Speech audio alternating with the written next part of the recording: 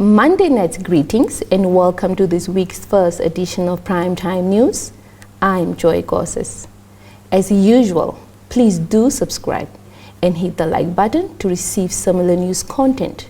Also, click on the notifications bell to stay abreast with the latest happenings locally and internationally. We commence this evening's bulletin with the drowning incident that occurred over the weekend. The bodies of 3 young men who drowned at the One Dam near Rehoboth Saturday have been identified. In an interview with Namba Today, Namibian Police Force Crime Investigations Coordinator for the Hadab region, Deputy Commissioner Eric Clay, identified the 3 men as 27-year-old Sheldon van Wyk, 27-year-old Rajiv Dandlinger, and 25-year-old George Isaacs. So in that incident, that particular incident, 9 male, they went on a boat cruise. As alleged, it was a party, celebrating someone's birthday celebration, something. And then in that way, in that particular incident, the boat started sinking. And then 6 of the friends from the 6 managed to swim to the shore, and unfortunately 3 could not manage, and they unfortunately they drowned. They drowned, and those are about 3 Namibian male, 25 age 25, and 2 age both age 27 male that drowned in the incident that was in Rehoboth. Similar, or rather another drowning incident that was also reported also in South is that that was reported now in Roshpina, where boys, again friends, went for swimming. That is now at a public swimming pool at Roshpina, and in the process, unfortunately, the 12-year-old drowned. It is alleged that, or rather reported that there were no lifeguards, people that could save the boy that was drowning or that could assist around at that particular place. The friends tried to help, but could not. Unfortunately, in that particular incident, a 12-year-old Darlington Acup drowned. More news from the Weekend Crime Report. The Namibian Police Force on Saturday arrested a 38-year-old male suspect for allegedly trying to smuggle cannabis into Quest Police Station for an inmate. About 3 towns reported drug-related in cases, and those are now Rehoboth, Omaruru, and Quest. In Rehoboth, dealing in prohibited dependence-producing substance case was opened, whereby it is alleged that a 31-year-old Namibian male was found in possession of drugs. That is now the plantation of pure cannabis. The value of the drugs is about 8,900 Namibian dollars. If we move to Omaruru, again another case of possession of drugs we also opened. That involves now cannabis and also men drugs. About 26 barleys of cannabis were confiscated, plus 9 full men drugs tablets, and also 1/2 men drugs tablet was also confiscated. And as a result, about 5 Namibian male suspects between the ages of 17 and 23 were also arrested. Now, if you look at the last case, that is now the case that was reported in Quest, that is of possession of cannabis. It is alleged that a 38-year-old Namibian male suspect was found in possession of cannabis. As reported, he was found, smuggling cannabis into Quest Police Station for other inmates. So in the process, he was found after police searched the particular suspect, and then he was also arrested. Moving on to African news. The Assembly of African Union, heads of state and government on Sunday concluded its 35th ordinary session, outlining African priorities for 2022 and beyond. The two-day summit, which followed a hiatus in 2021 due to the COVID-19 pandemic, was marked with calls for continued African solidarity in addressing the impact of COVID-19 on the continent and the urgent need to address the emerging scourge of unconstitutional changes of governments and the scourge of terrorism across the continent. Senegalese President Macky Sall, who took over the one-year term rotating AU chairmanship from President of the DRC, Felix Tshisekedi, emphasized the need to exert concerted efforts in responding to continental threats such as instability, climate change, as well as the devastating impacts of the ongoing COVID-19 pandemic. The Senegalese president said we need to focus our attention on building our countries and also ensuring continental integration, in that there cannot be development and integration where there is no peace, no security as well as stability. Sall called for continental togetherness in achieving the major aspiration of the Continental 50-Year Development Agenda 2063. Moussa Faki Mahamat, chairperson of the AU Commission, emphasized the 35th Ordinary Session was a fruitful meeting, which came as the continent is facing many challenges. African lobbies on Sunday said the continent's quest for carbon neutrality will only be realized if governments embark on policy reforms, robust financing, and political goodwill to boost greening of key economic sectors, including energy and transport. A coalition of civil society organizations, academia, as well as industry said in a statement issued in the Kenyan capital, Nairobi, that Africa's escalating climate crisis could only be tamed if countries adopted progressive measures to limit greenhouse gas emissions. According to the lobby groups, the 35th African Union Summit presents an opportunity for the continent to negotiate for funds as well as technologies required to realize a green and resilient future for communities reeling from climate emergencies. The group said African leaders must continue to press their northern counterparts to undertake deep emission reductions commensurate to the Paris Agreement. Convened by Nairobi-based Pan-African Climate Justice Alliance, the campaigners noted that lackluster financial commitment from the industrial north was hampering the continent's green transition. Stand by for your top roundup.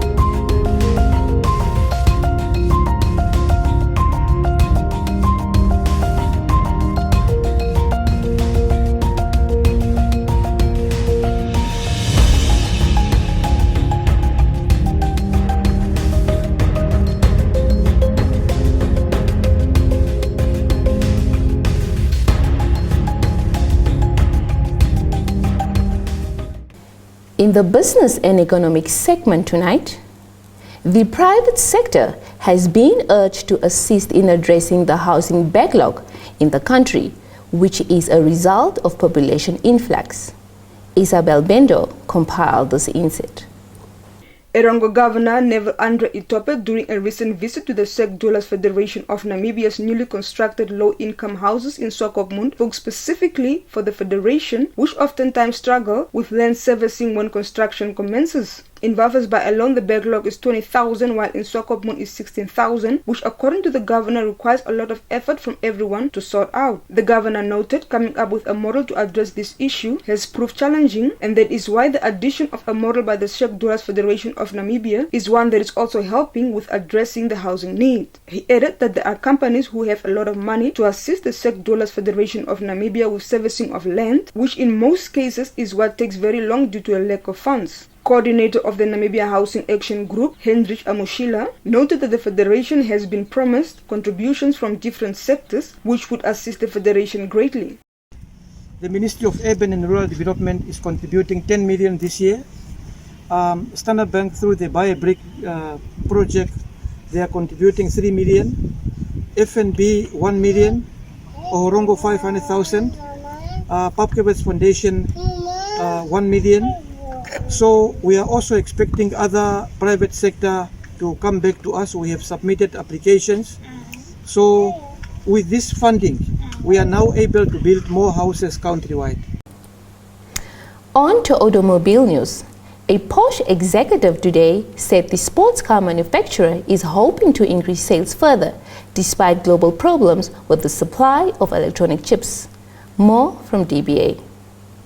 Detlef van Platten, who is in charge of sales at the Volkswagen subsidiary, told the Automobile Woche industry newspaper that looking at the current order book, he is very confident for 2022. He said growth in sales this year could be at a similarly high level as in 2021. Last year, Porsche sold 301,915 cars, increasing delivery by around 11%. With that same strong growth, Porsche would reach around 335,000 sales this year. In the VW Group, high-margin models have been prioritized for ships in order to keep profits high despite the impact of their scarcity on production. Demand for new vehicles is also high amid long delivery times, leading to price increases in the market, which in turn benefit car makers. Worldwide, however, the shortage of semiconductors is weighing on production. Volkswagen's core passenger car brand sold 4.9 million cars last year, around 8% fewer than in the already weakened year of 2020, when lockdowns paused production completely for a spell. At VW's prime subsidiary Audi, the decline mounted to 0.7% with 1.63 million cars delivered. That's all the top news we had for you this evening. Stay tuned for the economics roundup, followed by the weather forecast.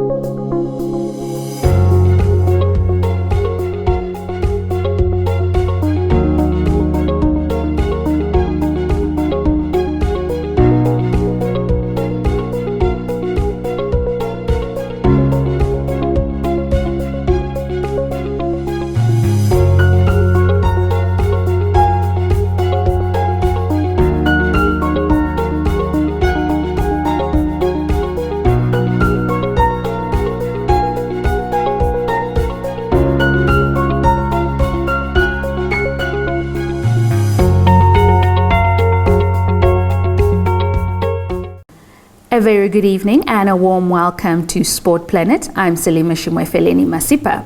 We commence with cycling action. Vera Lusser and Dricus Coetzee retained the Nedbank National Road Cycling Championships in Windhoek after dominating their respective races on Sunday. The race saw elite male riders covering a 154-kilometer route, while their female counterparts covered 84 kilometers on loops that were out of town and in the center of town. Coetzee, who won the national title for the first time in 2021, broke away from a peloton of 8 riders after 70 kilometers in the race and created a gap of over 2 minutes when he crossed the line to be crowned national champion for the second time in a row. He beat Hugo Hahn, who was second, and 2021 national individual time trial champion Jean-Paul Berger, who came third just ahead of the chasing pack. In the elite women's category, Lusser, who was crowned champion in the ITT category for the 7th time on Friday, retained the national title on Sunday for 8 years in a row, but the 2022 title will be her 9th national title. She finished off the race over 1 minute and 30 seconds ahead of the chasing pack. Some racing news. Formula One will be showing off its new look when Red Bull, who carried Max Verstappen to a controversial maiden title last year, start the annual catwalk season by unveiling their 2022 car on Wednesday. The interest will be ramped up this year because changes in Formula One rules mean, as Mike Elliott, the technical director of world champion constructors Mercedes, told his team website, the cars are going to look very different. While Red Bull will not be quite the first team to launch, it will be the first with a car, its RB18 model on display. Haas, who spent last season on the back row of the grid, released their livery on Friday, but as is their habit, will not unveil the car until pre-season testing in Barcelona from the 23rd to the 25th of February. After a winter spent glorying in the title Verstappen snatched on the closing laps of last season, Red Bull are promising a launch like no other. It would, the team promised, push the boundaries by disrupting the traditional car launch and showing Red Bulls on the cutting edge of social media jargon, allow fans to curate and host the launch. As usual, the paint jobs and drivers will attract attention, particularly when last year's incredulous losers, Mercedes, unveiled their W13 model on the 18th of February. The Sports Roundup is up next.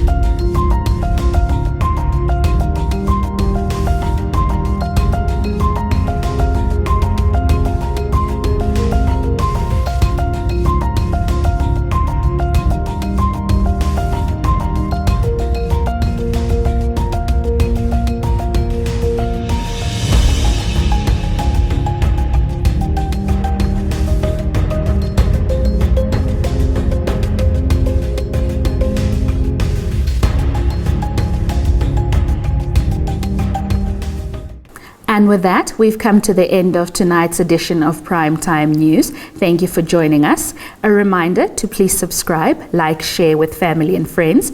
Be sure to click on the notifications bell to stay up to date with the latest happenings locally and globally. Feel free to add your comments as well in the comment section. Catch us tomorrow for Tuesday's edition of Primetime News. From myself, Salima Shimwefeleni Masipa, and the entire production crew, it's good night.